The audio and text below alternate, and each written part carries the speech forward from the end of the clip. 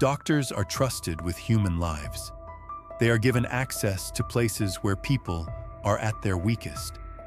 But sometimes, the greatest danger is not outside the hospital. It is already inside. Michael Swango appeared to be everything people expected from a physician. Intelligent, calm, professional. He entered the medical world with the appearance of someone who wanted to help people. But behind the hospital doors, something unusual began happening. Patients who were expected to recover suddenly became critically ill. Some medical workers started noticing a strange pattern. The events were difficult to explain. At first, they appeared to be coincidences, but coincidences rarely repeat themselves. Questions began forming among hospital staff. Why were unusual incidents happening around the same doctor? Why did concerns disappear without creating stronger action?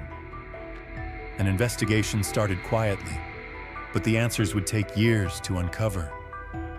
Swango's career began following a troubling pattern.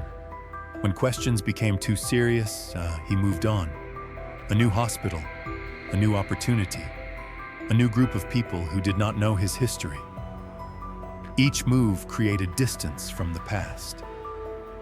But the questions followed. Earlier accusations had already damaged his reputation. Former colleagues raised concerns. Authorities investigated.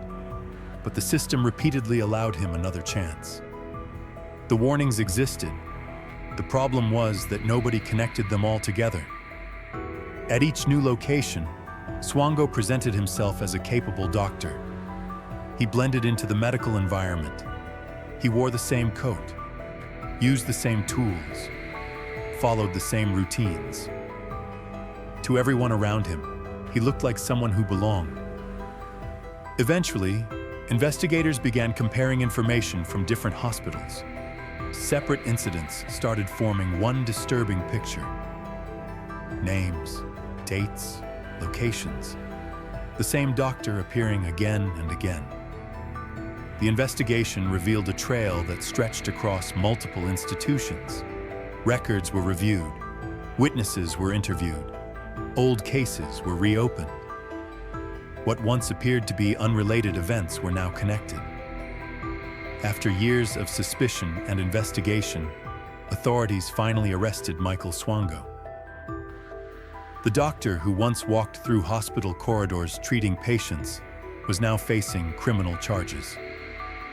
In court, prosecutors presented evidence describing years of deliberate harm against patients.